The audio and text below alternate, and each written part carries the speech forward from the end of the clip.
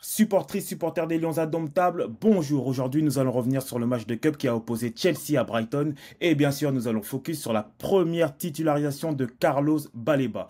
Toujours accompagné de Gooms, créateur du 2-20 sur Twitter, où tu partages ton regard sur l'actualité foot en 2 minutes 20 secondes maximum. Tu parles des grands championnats européens et bien sûr des Lions. C'est parti.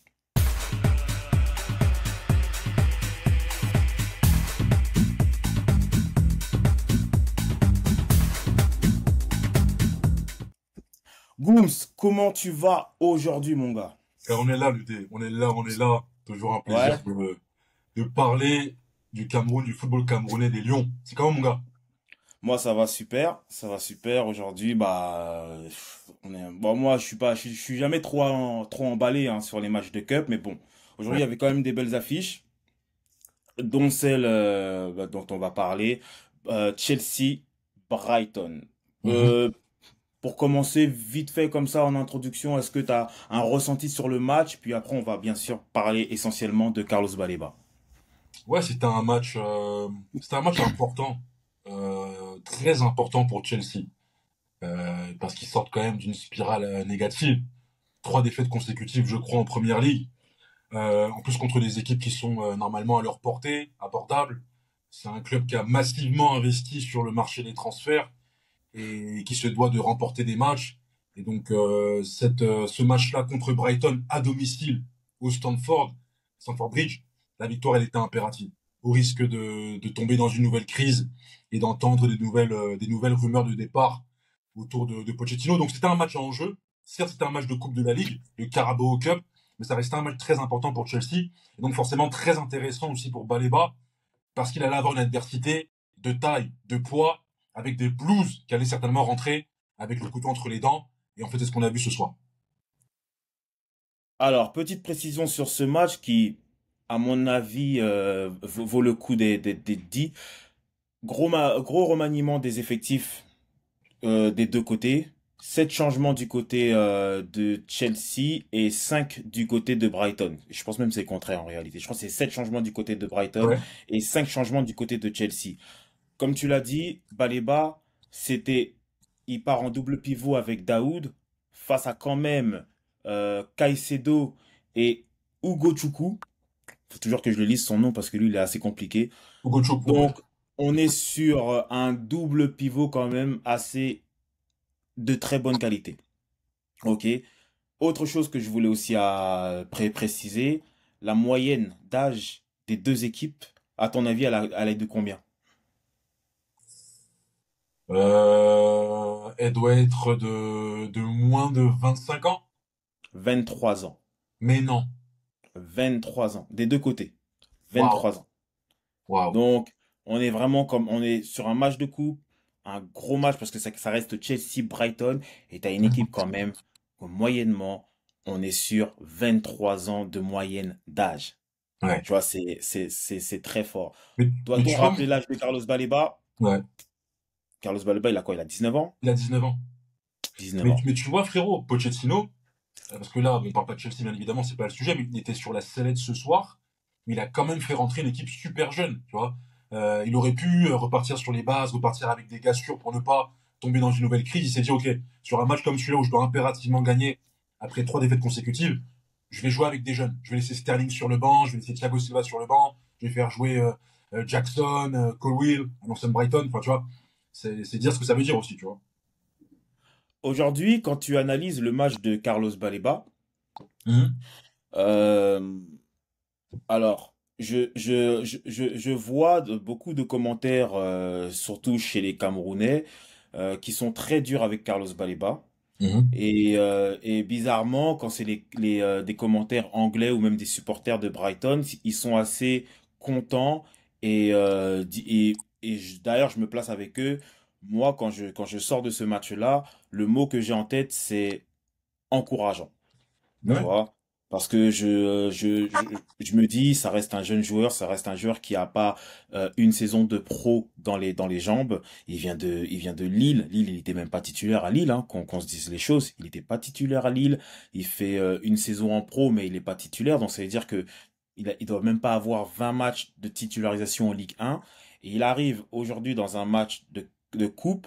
Je pense pas qu'ils avaient une pression du genre ils devaient absolument se qualifier, mais ça reste quand même un vrai test parce que son montant de transfert est à environ 30 millions, si je dis pas de bêtises, 25 ou 30 millions, en tout cas, dans ces eaux-là. Donc ça reste quand même un très gros transfert pour Brighton. Donc on peut comprendre aussi la pression qu'il avait à livrer une belle copie. Toi, qu'est-ce que tu penses de son match? Est-ce que tu avais des points à soulever mais sur le match de Baleba? Ouais, totalement d'accord avec toi, le dé. Je suis totalement d'accord avec toi. En fait, je pense il faut prendre le contexte. Ouais, il faut pas seulement juger la performance du joueur comme ça, sans prendre en compte le contexte, les circonstances, l'adversité. Mais ce qui est sûr, c'est que ce soir, il y a eu deux balais bas pour moi. Il y a eu un balai bas sans le ballon, que j'ai trouvé intéressant, parce qu'il avait pour consigne, je pense, de la part de RZB, Roberto De Zerbi, RDZ plutôt, il avait pour consigne justement d'aller au marquage individuel de Caicedo. À chaque fois que Caicedo avait le ballon, il avait directement Baleba qui lui collait à la culotte. Et j'ai trouvé ça d'ailleurs très intéressant parce que on sait très bien que Caicedo, c'est un ancien de Brighton. On sait que Baleba est justement arrivé à Brighton pour remplacer Caicedo. Et d'avoir cette mission-là sur ta première Hmm. titularisation, ça montre aussi la confiance que te donne le coach. D'aller sur le joueur que tu es censé remplacer numériquement. Et d'ailleurs, il te compare à lui. C'est qu'on a parlé quand on parle de Baleba, Roberto De Zerbi, il te dit qu'il le voit comme un futur Caicedo. Même si je suis pas forcément d'accord. Donc j'ai trouvé intéressant. Euh, Baleba sans le ballon, j'ai trouvé discipliné. Dans les duels, il a souvent mis le pied, il a fait souvent effectivement des fautes, mais je l'ai trouvé plutôt encourageant. Maintenant, avec le ballon, c'est vrai que c'était un peu plus compliqué. J'ai trouvé qu'il n'était pas encore au niveau de première ligue. Parce que je te l'ai dit, ce match-là, Chelsea devait s'imposer. Donc Chelsea est Ouais. rentré, le couteau entre les dents pour ne pas avoir à subir une quatrième défaite, une potentielle crise. Et j'ai trouvé qu'il a mis du temps justement à monter en pression, à monter en attitude. D'ailleurs, tu le vois sur les premières pertes de balles qu'il fait.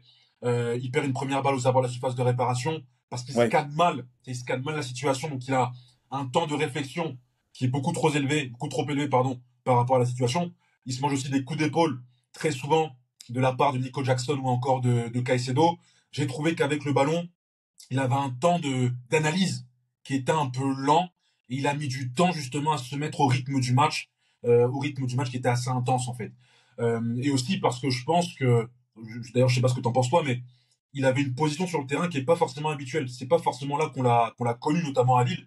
Quand il rentrait à Lille, il jouait aux côtés de Benjamin André, qui jouait souvent ce rôle de regista, de 6 devant Fonte et Thiago Diallo et Diakité. Donc lui il était un peu plus haut, il jouait un peu relayeur finalement. C'était souvent un 4-1, 4-1. Là, avec Brighton ce soir, j'ai trouvé qu'il avait joué plus dans un rôle de 6 avec un Kamel Daoud qui était un peu plus haut sur le terrain. Et c'était peut-être un peu plus compliqué pour lui, tu vois, parce que Daoud, je l'ai connu à Dortmund, c'est un numéro 8. Quand il jouait, il était avec Delaney qui était un numéro 6. Et donc là, on demandait finalement à Baleba d'être le premier relanceur et donc directement de faire face à la pression. Et là, il a peut-être eu un peu de mal à s'adapter. Alors, je suis tout à fait d'accord avec toi. Et ce qui est paradoxal, c'est que surtout à la première mi-temps, tu as quand même, moi j'ai quand même l'impression que Brighton domine le match et surtout gagne la bataille du milieu de terrain. Ouais. D'accord?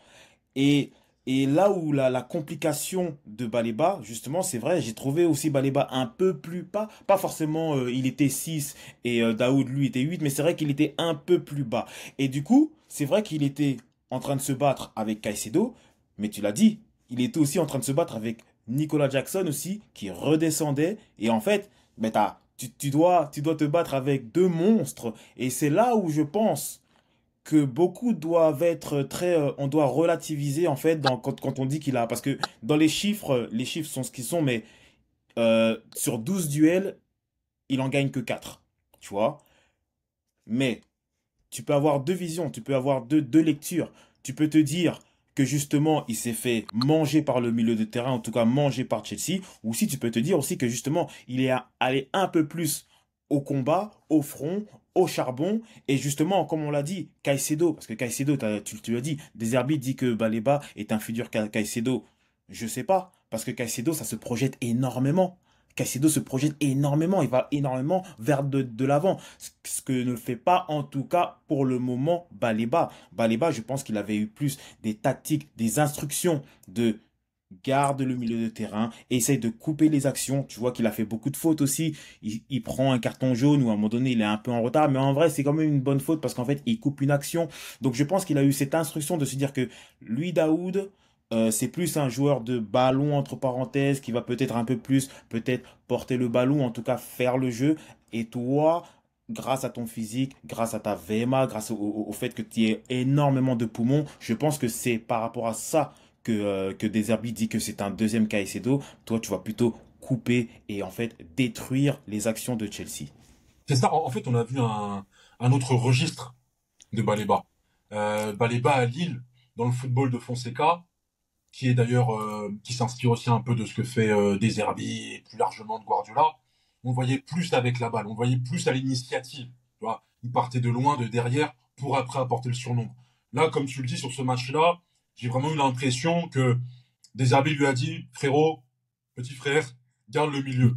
Sois ce milieu d'équilibre, surveille-moi Caicedo comme le lait sur le feu.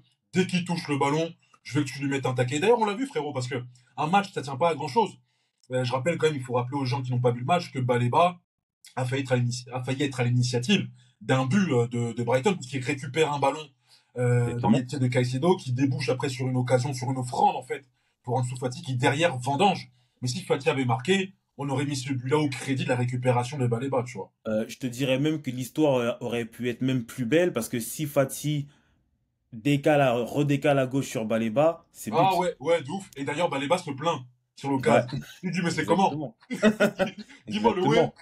Exactement. C'est comment? Dis-moi le Exactement. ouais. Donc C'est l'histoire, ça. mais je l'avais dit un peu juste avant qu'on commence à enregistrer. Je pense aussi que la première mi-temps parce que quand tu regardes les notes que en tout cas on lui donne, il a pas les meilleures notes en réalité. Hein. Il a même une des plus mauvaises notes. Mais je pense aussi qu'il a pâti aussi de la mauvaise performance d'Ansu Fati. Je pense que Ansu Fati n'a pas fait un bon match, n'a pas fait une bonne première période. Et je pense que le fait qu'il défende énormément et qu'il ne puisse pas justement reproduire le type d'action dont on parlait précédemment, c'est aussi parce que peut-être Fati n'a pas fait ce travail aussi peut-être de pressing et de défense, et en tout cas Fati n'a pas fait un bon match tout simplement. Et je Non, c'est pense que vrai. dans ce milieu de terrain-là, Daoud et Baleba en ont pâti un tout petit peu, si on peut dire ça comme ça. Sinon, en général, encore une fois, je le redis comme je l'ai dit au tout départ, je pense que ça reste encourageant. N'oublions pas, jeune joueur, première titularisation, première ligue, deuxième saison pro. Il y a encore 3 ans, je pense que Baleba était encore au Cameroun. Donc il faut aussi qu'il s'adapte, il faut aussi qu'il s'adapte à cette intensité, à ces deuxièmes ballons. On le voit quand en première mi-temps il prend cette semelle c'est Nicolas Jackson qui lui met cette semelle ou c'est Caicedo? C'est C'est Nicolas Caicedo. Sur une c'est frappe Caicedo. complète. Ouais. Voilà. D'ailleurs Ah non, encore non, non, non, non, c'est pas non, c'est Hugo Choku qui aurait dû prendre un rouge d'ailleurs. c'est Hugo Hugo Chukwu. Choku qui aurait dû prendre un deuxième jaune, ouais. Exactement, parce qu'on peut encore se poser la question sur la VAR, parce que là, c'est minimum jaune, voire rouge, et je pense que si Ugochukwu il sort à ce moment du match, le match est totalement différent pour Brighton. Totalement d'accord, mais frérot, tu vois, ce qui est intéressant avec Baleba, c'est qu'en fait, tu l'as dit, c'est un jeune garçon qui n'a que quelques matchs pro dans les beuges, dans les jambes. C'est Mais ce qui est rien. intéressant avec lui, c'est que on a pu le voir dans différentes configurations. À Oui, Lille, il m'est arrivé de le voir en soutien de l'attaquant. Moi, je me souviens d'un oui, match contre Marseille en fin de saison dernière. Lille s'impose 2-1 au stade Pierre-Mauroy à domicile. Il joue en numéro 10 derrière Bamba et Jonathan David. Il fait un très très bon match. Il sera d'ailleurs sur les ovations du public en deuxième mi-temps. Là, le match contre Bournemouth, les 11 minutes qu'il a joué quand il est rentré, on l'a vu dans un rôle qu'on lui connaît, relayeur. Je casse des lignes, j'apporte le surnombre. Il est d'ailleurs à l'impulsion, à l'initiative du troisième but de Brighton. C'est lui qui va casser la ligne, récupère le ballon, le lâche à Fati. Fati qui centre pour Mitoma. On le voit être beaucoup plus à l'aise, beaucoup plus ambitieux dans le jeu. Et là, ce soir, finalement, bah, c'était un peu un test. Tu l'as dit, c'est un test grandeur nature. des arbitres testent sur un match de Coupe de la Ligue, de Carabao Cup. Je pense pas que Brighton ait vraiment envie de remporter cette Coupe de la Ligue parce qu'il y a Mais ils beaucoup. peuvent pas. Ils Ils peuvent peuvent pas. Ils ont pas, ils trop peuvent de pas être sur tous les compétition. tableaux. Ils n'ont pas l'effectif qui est taillé pour. Donc ils testent effectivement, ils testent le petit en régista, enfin pas en régista, mais un joueur un peu plus reculé du milieu derrière Daoud pour voir comment il gère la première relance, pour voir comment il se rend disponible, comment il gère la pression du pressing justement des Blues. Et voilà, c'est un test. Il apprend. Mais je pense que quand tu vois des arbitres faire ça, je pense qu'il a en tête de faire de lui, et c'est ça le plus important, un milieu qui a tout le package, qui est Ouais, complet. exactement. Exactement. Et t'as vraiment tout dit. T'as vraiment tout dit. Je pense exactement la même chose. Euh, je suis très content de voir un Baleba de plus en plus discipliné. Il s'éparpille un peu moins, de moins en moins en tout cas, on va dire. Et encore une fois, encourageant et c'est de bonnes augures. Avant de se quitter, comment tu vois son avenir en sélection? Est-ce que tu penses Euh, que c'est un besoin immédiat et au prochain rassemblement qui est dans un peu plus de 2 semaines, est-ce que tu t'attends à voir le nom de Carlos Baleba ou pour toi c'est peut-être encore un peu tôt et il faut encore peut-être attendre encore un peu en tout cas on dira. Moi, vraiment, son profil me hype. Je suis vraiment hypé par le profil de Baliba. Je parle sous ton contrôle, mais je ne pense pas que dans l'histoire du football camerounais, on ait vu un milieu avec autant de potentiel palette, en fait, dans son jeu, notamment sur le plan offensif. Je pense à Alexander Song, entre son départ d'Arsenal et son arrivée au Barça, qui était aussi très complet des deux côtés du terrain, mais Baleba, il t'offre beaucoup de possibilités. Son potentiel, en fait, son champ des possibles est Là je comprends. D'accord, la assez impressionnant, polyvalence. tu vois. La Ouais, il est assez polyvalence. impressionnant. D'accord, ouais. Bon, bon, après, Ouais, je sais pas, ouais, ouais. on en Ah, reparlera, mais je il trouve y que en a eu. il y en- Mais oui, mais c'est vrai. je T'as trouve que raison son champ que des possibles, il est assez impressionnant. Je sais pas s'il doit encore intégrer la sélection des Lions parce que il arrive dans un club où il y a un coach qui a beaucoup d'idées, qui fait partie de la relève des coachs, qui a une philosophie de jeu bien précise, qui demande beaucoup de rigueur, beaucoup de QI footballistique. Et je pense qu'il doit d'abord justement s'imprégner de ça. Il doit d'abord s'imprégner de ça, faire son trou dans cette équipe. Je rappelle quand même qu'il y a beaucoup de concurrence à Brighton. Il n'arrive pas dans une équipe où finalement on a vraiment besoin de lui. Brighton a gagné sans lui. Brighton allait gagner contre des grandes équipes sans Carlos Baleba. Donc aujourd'hui, il doit non seulement intégrer la philosophie de coach, la philosophie de jeu du coach, il doit se faire son trou dans cet effectif, gagner du temps de jeu et s'habituer bien évidemment à l'intensité de cette première ligue. Euh, le problème, c'est qu'en sélection, pour l'instant, certes, on a besoin de lui, mais comment on va l'accueillir? Comment on va le faire jouer? Quelle place on va lui donner en fait? Est-ce qu'on part sur un 4-3-3, tu fais jouer relayeur avec Anguissa à droite certainement et en sentinelle Kemen. Alors attention parce que Baleba en plus il joue à droite du milieu pour retrouver son pied gauche. Il joue pas à gauche, il joue souvent à droite. Donc comment tu joues avec lui? Ce qui est sûr c'est que même si je pense que c'est un peu prématuré, je pense pour les matchs amicaux, je crois qu'il va falloir lui laisser encore du temps. Voilà, comme je t'ai dit, un temps d'acclimatation. Je pense en revanche que lorsqu'il arrivera en sélection, il pourra changer la vie du milieu de terrain et même changer la vie de l'équipe. Comme je te l'ai dit, il offre beaucoup de possibilités. Tu peux jouer dans un double pivot avec lui. Tu peux jouer dans un 4-1-4-1 où il joue un peu plus haut à hauteur du 10. Tu peux même jouer dans une configuration plus défensive et le mettre sur le côté dans un 4-2-3-1, un peu comme Matuidi avec Didier Deschamps. Et donc en ça, ouais, forcément, lorsqu'il arrivera chez les Lions, tu pourras construire autour de lui. Mais je n'ai pas envie que son arrivée soit soit hyper attendu, qu'on l'attende comme le Messi, comme le sauveur. Je voudrais que tout ça se fasse naturellement pour vraiment lui donner toutes les possibilités d'exprimer son talent. tout à fait d'accord avec toi. Le problème, c'est que, comme tu l'as dit, on n'a jamais eu, enfin, en tout cas, depuis quelques années, on n'a jamais eu un jeune joueur de cette qualité qui est dans la rotation d'une équipe en première ligue. Et tu pourrais, si tu compares avec d'autres joueurs qui sont en sélection, beaucoup te diront, oui, mais de toute façon, c'est toujours mieux d'avoir Baleba que un tel. Maintenant, l'autre problème peut-être que Baleba et Brighton vont rencontrer, c'est le fait que la CAN se joue en janvier. Et tu sais très bien qu'en première ligue, il y a ce qu'on appelle le Boxing Day et qu'après, souvent, janvier, février, ce sont des mois qui sont tellement cruciaux pour les clubs de première ligue. Est-ce que Carlos Baleba va risquer justement tu vois, ce qu'on dit en fait, cette progression, en fait, cette évolution, casser cette évolution pour venir jouer à la CAN? Ben, Oui. c'est un très bon point que tu évoques. En fait, il faut savoir aussi que parfois être sélectionné, ça peut freiner une carrière. C'est une chance. On dit pas qu'ici être appelé par la sélection, c'est être appelé par les Lions. Quand tu reçois le col de Rigo Berson, c'est une fierté. C'est un immense honneur de porter ce maillot. C'est pas la question, mais c'est de savoir comment tu peux gérer le fait d'être appelé en sélection et derrière, comme tu dis, d'enchaîner en club. Il est à Brighton. Brighton a fini sixième la saison dernière.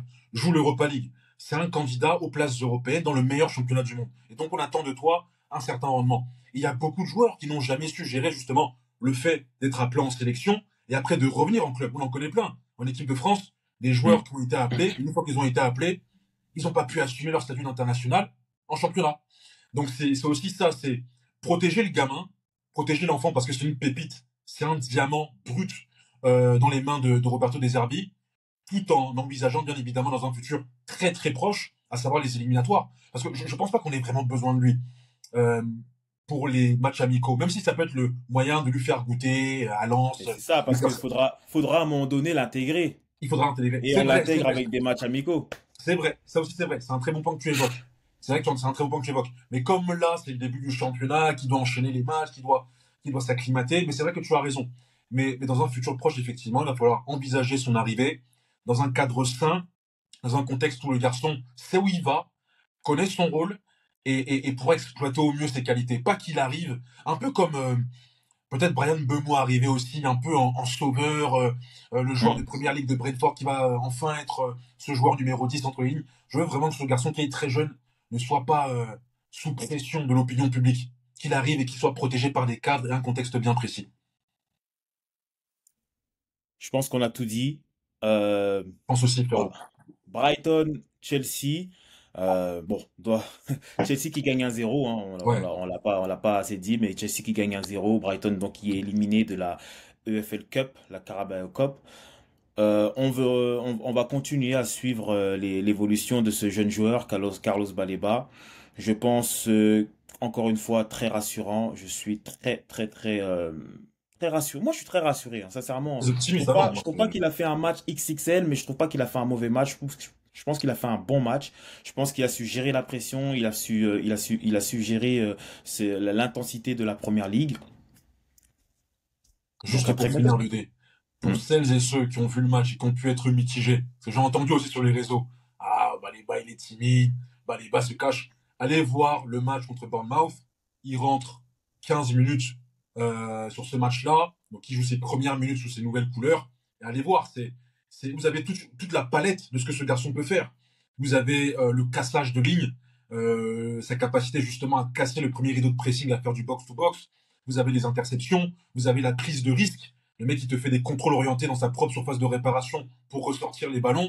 Vous avez des duels qui sont remportés. C'est un garçon qui est téméraire, qui est courageux, qui est audacieux, qui est ambitieux dans le jeu. Et c'est tout ce que va kiffer Deserbi. Donc encore une fois, c'est un diamant brut, c'est un disque vierge, et j'ai hâte de voir ce que va faire le coach italien avec ce petit. Surtout que frérot, il faut finir par ça.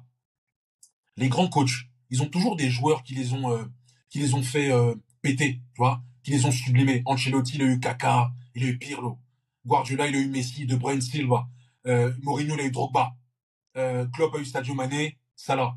Est-ce que Baleba ne sera pas ce gars-là pour des Herbie? Moi, j'ai ma petite idée, je pense que oui. Mais en tout cas, je suis très, très hypé par la carrière de ce Camerounais, de ce petit frère. On va screener cette dernière déclaration de Gooms. Que Frérot, on est Baleba ensemble, sera mon le gars. Pirlo Non, là, t'as vu. de Zerbi. On va screener ça. Non, non, non, Tes propos ne n'engagent que toi-même. moi, c'est ça ton problème. C'est pour ça que quand je viens toujours ici avec le frein à main. Parce que les gars, ils veulent me piéger. Ils veulent me mettre dans une sauce. J'avais pas dit que c'était le nouveau Pirlo. Mais en tout cas, ce petit, il est hype. Ne me mets pas dans une sauce, s'il te plaît. En tout cas, n'hésitez pas à vous abonner, à activer la cloche, Yes, bombarder les commentaires et les likes. yes, C'était yes. le dé de La Tanière avec Gooms, le Yes, frérot. devin. On est C'est ensemble, les gars. encore nous. À très bientôt. Ciao. À bientôt. Ciao.